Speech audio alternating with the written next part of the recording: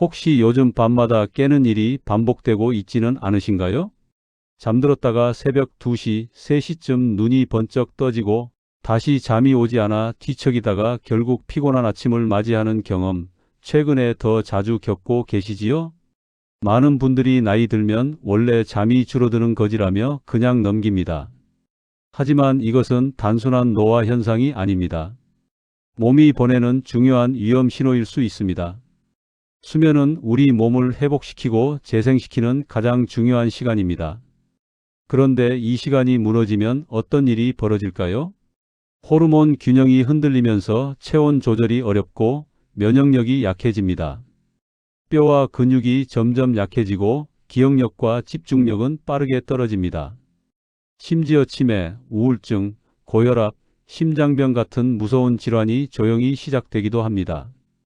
특히 50대 이후 여성분들에게는 이 문제가 훨씬 더 민감합니다. 폐경으로 인해 호르몬 변화가 크게 일어나고 사회적 역할 변화와 가족 문제로 인한 스트레스까지 겹칩니다. 그러니 나이 들어서 잠이 줄었다고 단순하게 생각하는 건 매우 위험한 착각입니다. 밤마다 깨는 건 단순한 수면 문제가 아니라 몸과 마음이 동시에 보내는 경고 신호일 수 있습니다. 그렇다면 우리는 무엇을 알아야 하고 또 무엇을 바꿔야 할까요? 오늘 이 시간에는 우리가 왜 밤마다 잠에서 깨는지, 그것이 건강에 어떤 영향을 주는지, 그리고 생활 속에서 어떤 작은 변화로 깊은 잠을 되찾을 수 있는지를 차근차근 알려드리겠습니다. 여러분, 잠 못 드는 밤은 결코 혼자만의 문제가 아닙니다. 지금 이 영상을 보고 계신 수많은 분들이 같은 고민을 하고 있습니다. 오늘은 그 답을 함께 찾아가 보겠습니다.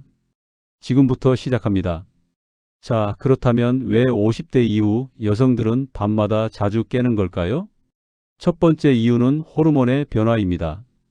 여성 호르몬, 특히 에스트로겐은 체온을 조절하고 뇌의 신경 전달 물질 균형을 맞추는 데 중요한 역할을 합니다. 그런데 폐경을 전후에 에스트로겐이 급격히 감소하면서 우리 몸은 안정적으로 잠을 유지하기가 어려워집니다. 그래서 자는 도중 갑자기 더워졌다가 식은땀이 나고 몸이 불편해져 잠에서 깨게 되는 것이죠. 두 번째 이유는 수면 구조의 변화입니다. 나이가 들면 깊은 잠, 즉 슬로우 웨이브 수면이라고 불리는 깊은 숙면의 시간이 점점 줄어듭니다. 반대로 얕은 잠의 비중은 늘어나죠. 얕은 잠은 작은 소리나 자극에도 쉽게 깨어나기 때문에 새벽 시간에 잠에서 깨는 일이 잦아집니다. 세 번째 이유는 심리적 요인입니다. 50대는 인생의 전환기입니다. 자녀들이 독립하면서 느끼는 공허감, 부모님 돌봄 문제, 또 앞으로의 노후에 대한 불안이 겹쳐 마음이 쉽게 불안정해집니다. 이런 심리적 긴장은 무의식적으로 수면의 질을 떨어뜨리고 결국 한밤중에 잠에서 깨어나는 원인이 됩니다. 네 번째 이유는 생활 습관입니다.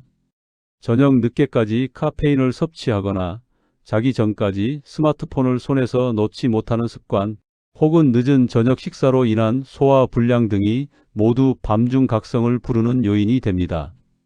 특히 스마트폰에서 나오는 강한 블루라이트는 수면 호르몬인 멜라토닌 분비를 억제해 깊은 잠을 방해합니다. 여러분, 이렇게 살펴보면 밤마다 깨는 현상은 단순히 나이 탓만은 아닙니다. 호르몬, 뇌의 수면 구조, 심리적 요인, 그리고 생활 습관이 복합적으로 얽혀 만들어지는 현상입니다. 중요한 건 이 문제를 단순한 불편으로만 여겨선 안 된다는 겁니다. 밤마다 깨는 건 몸이 우리에게 보내는 잠 좀 제대로 자게 도와달라는 신호입니다. 이 신호를 무시한다면 앞으로 더 큰 건강 문제로 이어질 수 있습니다. 다음 파트에서는 이렇게 밤마다 깨는 수면 장애가 실제로 우리 건강에 어떤 위험을 가져오는지 깊이 이야기 나누겠습니다. 주제 수면 장애가 부르는 건강 위험. 밤마다 깨는 수면 장애, 그냥 불편한 정도로만 생각하시나요? 하지만 사실 이 문제는 단순히 피곤하다 해서 그치지 않습니다. 수면 부족은 우리 몸 전체에 깊숙이 영향을 미치며 심각한 질환의 씨앗이 되기도 합니다. 첫째, 심혈관 질환의 위험입니다. 우리가 자는 동안 몸은 휴식을 취하면서 혈압을 낮추고 심장을 쉬게 합니다. 그런데 수면이 자꾸 끊기면 교감신경이 과도하게 활성화되면서 혈압이 내려가지 않습니다. 밤새 긴장 상태가 유지되니 결국 고혈압으로 이어지기 쉽습니다. 또 수면이 부족하면 혈관을 손상시키는 염증 반응이 증가해 동맥경화가 빨리 진행됩니다. 그래서 밤마다 깨는 수면 장애가 있는 분들은 심근경색이나 뇌졸중 같은 치명적인 질환 위험이 높아지는 겁니다. 둘째, 당뇨와 비만으로 이어질 수 있습니다. 잠이 부족하면 우리 몸의 대사 균형이 무너집니다. 특히 인슐린 저항성이 커져 혈당 조절이 잘 안 됩니다. 그러면 당뇨병 위험이 높아지고 동시에 식욕을 억제하는 렙틴 호르몬이 줄고 식욕을 자극하는 그렐린 호르몬이 늘어납니다. 결국 더 많은 음식을 먹게 되고 특히 단 음식과 기름진 음식이 땡기게 됩니다. 이로 인해 체중은 늘어나고 복부비만으로 이어지며 이는 다시 당뇨와 고혈압 위험을 키우는 악순환을 만듭니다. 셋째, 뇌 건강에 심각한 타격을 줍니다. 수면은 단순히 몸을 쉬게 하는 시간이 아니라 뇌가 스스로를 청소하는 시간입니다. 우리가 깊은 잠에 빠져 있을 때 뇌에서는 글림프 시스템이 작동해 노폐물을 씻어냅니다. 그런데 수면이 자꾸 끊기면 이 청소 과정이 제대로 이루어지지 못합니다. 그 결과 알츠하이머 치매와 관련 있는 베타 아밀로이드 단백질이 쌓이게 됩니다. 최근 연구에서는 밤마다 수면이 중단되는 사람들에게서 기억력 저하와 집중력 저하가 더 빨리 나타난다는 결과도 보고되고 있습니다. 그러니 밤에 자주 깨는 일이 결코 가볍게 볼 문제가 아니라는 겁니다. 넷째, 정신건강이 문제입니다. 불면은 우울증과 불안을 불러오는 가장 큰 원인 중 하나입니다. 잠을 못 자면 뇌 속에서 감정을 조절하는 세로토닌, 도파민의 균형이 무너집니다. 그 결과 작은 일에도 예민해지고 우울한 감정이 더 오래 지속되며 불안이 쉽게 가라앉지 않습니다. 사실상 수면장애와 우울증은 서로를 악화시키는 악순환 구조를 만듭니다. 수면 부족이 우울증을 심화시키고 우울감은 다시 잠을 방해하는 식입니다. 다섯째, 면역력 저하입니다. 수면 중에는 면역세포가 활발히 활동하면서 우리 몸을 지켜줍니다. 그런데 밤마다 수면이 깨지고 얕은 잠만 반복되면 면역체계가 제대로 작동하지 못합니다. 감기에 자주 걸리거나 작은 상처가 잘 낫지 않고 각종 염증 질환이 쉽게 생기는 이유가 바로 여기에 있습니다. 특히 50대 이후에는 면역력이 조금만 떨어져도 큰 병으로 이어질 위험이 크기에 더욱 주의해야 합니다. 여섯째, 삶의 질 전반이 떨어집니다. 밤마다 깨는 수면장애는 다음 날의 활력을 빼앗습니다. 아침부터 피곤하고 집중이 안 되며 작은 일에도 짜증이 늘어납니다. 결국 일상생활에서 의욕을 잃게 되고 대인관계나 사회적 활동에도 부정적인 영향을 미칩니다. 여러분, 정리해보면 밤마다 깨는 수면장애는 단순히 피곤하다라는 문제가 아닙니다. 심혈관 질환, 당뇨, 치매, 우울증, 면역력 저하 이렇게 우리 몸 전체를 위협하는 심각한 원인이 될 수 있습니다. 이쯤 되면 이런 생각이 드실 겁니다. 그렇다면 나는 어떻게 해야 하지? 지금이라도 방법이 있을까? 걱정하지 마세요. 다음 파트에서는 생활 습관을 교정해서 어떻게 수면의 질을 회복할 수 있는지 구체적인 방법들을 알려드리겠습니다. 주제 생활 습관 교정으로 수면 회복하기. 앞서 우리는 밤마다 깨는 수면 장애가 단순한 불편을 넘어 몸 전체의 건강을 위협할 수 있다는 사실을 살펴봤습니다. 그렇다면 이제 중요한 질문이 남습니다. 과연 우리는 무엇을 바꾸어야 잃어버린 숙면을 되찾을 수 있을까? 오늘은 일상 속에서 누구나 실천할 수 있는 생활 습관 교정법을 말씀드리겠습니다. 첫째, 수면 위생, 즉 수면 습관을 지키는 것입니다. 잠은 일정한 리듬 속에서 찾아옵니다. 따라서 매일 같은 시간에 자고 같은 시간에 일어나는 것이 기본입니다. 주말이라고 늦게 자고 늦게 일어나면 수면 리듬이 깨지고 다시 깊은 잠에 들기 어려워집니다. 일정한 취침과 기상 시간을 지키는 것, 그것이 회복의 첫걸음입니다. 둘째, 침실 환경을 바꾸는 것입니다. 침실은 오직 잠자는 공간이어야 합니다.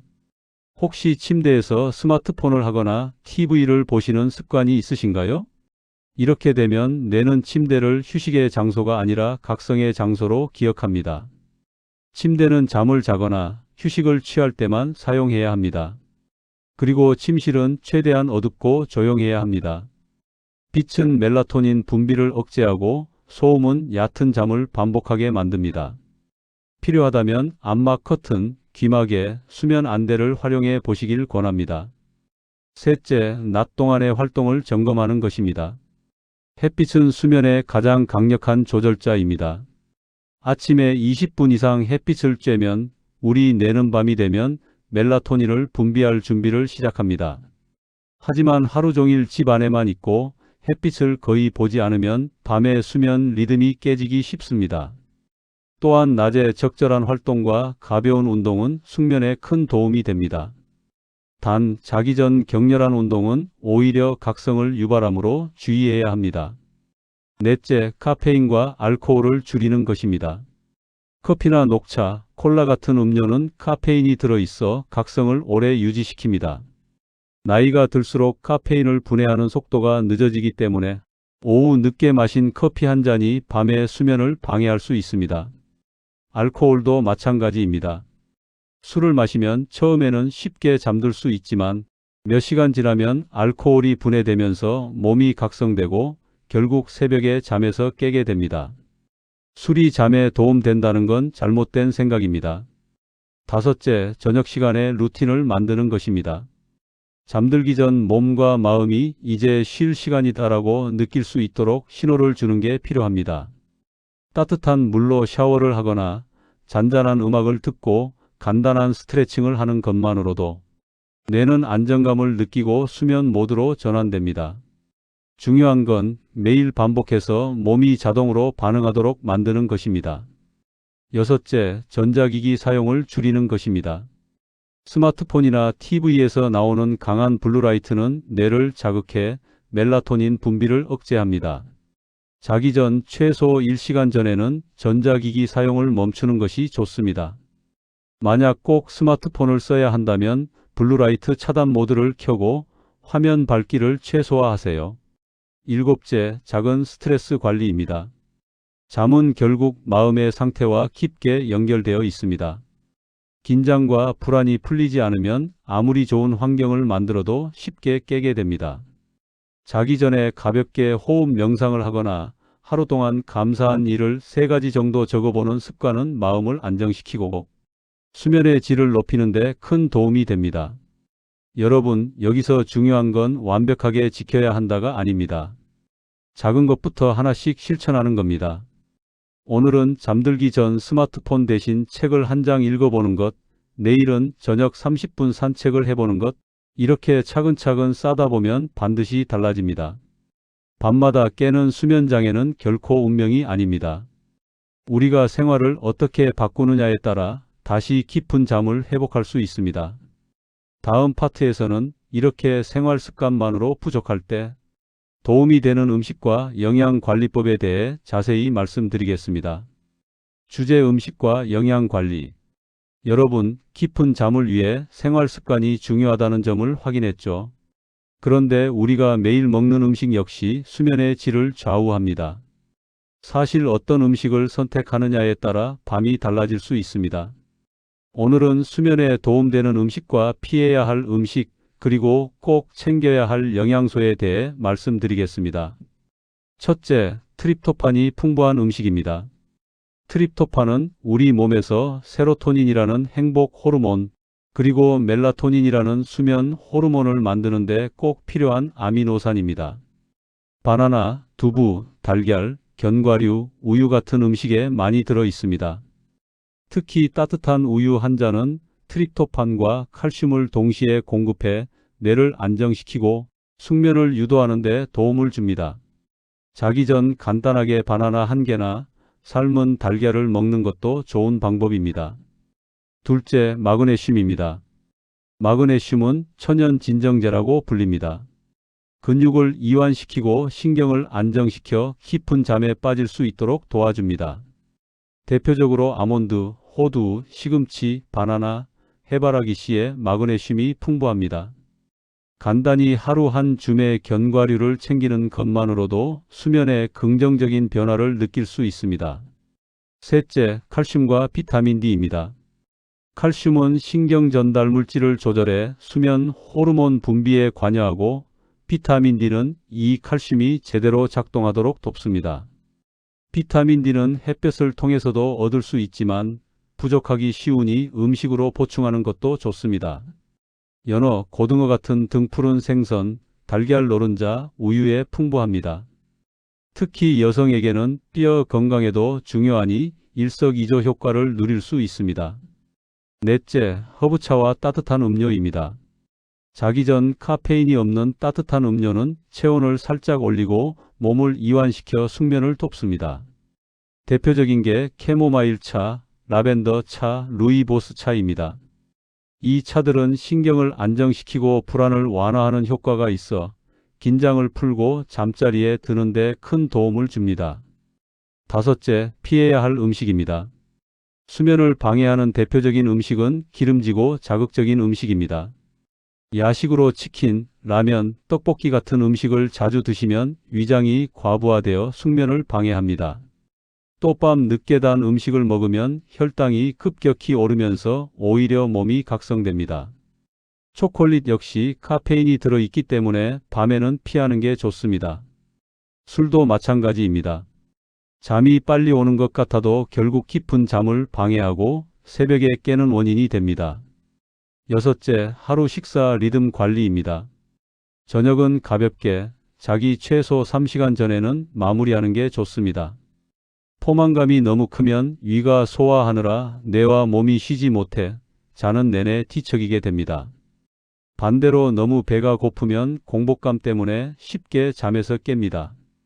따라서 소화가 잘 되는 음식으로 가볍게 먹는 것이 가장 좋습니다. 마지막으로 영양제 활용도 고려할 수 있습니다.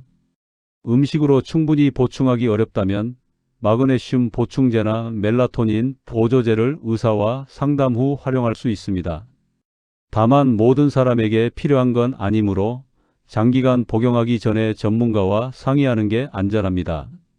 여러분, 우리가 매일 먹는 음식이 곧 우리의 수면을 만든다는 사실 놀랍지 않으신가요? 단순히 불면증 약을 찾기보다 오늘 저녁부터 무엇을 먹을지, 무엇을 피할지를 조금만 신경 쓰는 것만으로도 밤이 달라집니다.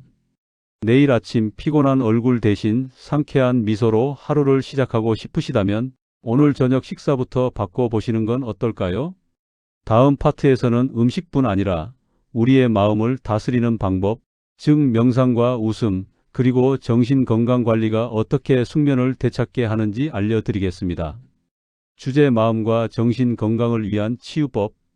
여러분, 아무리 좋은 음식과 생활 습관을 지켜도 마음이 불안하면 결국 깊은 잠에 들기 어렵습니다. 사실 불면의 가장 큰 원인은 몸이 아니라 마음일 때가 많습니다. 그래서 오늘은 마음을 안정시키고 정신 건강을 돌보는 방법에 대해 말씀드리겠습니다.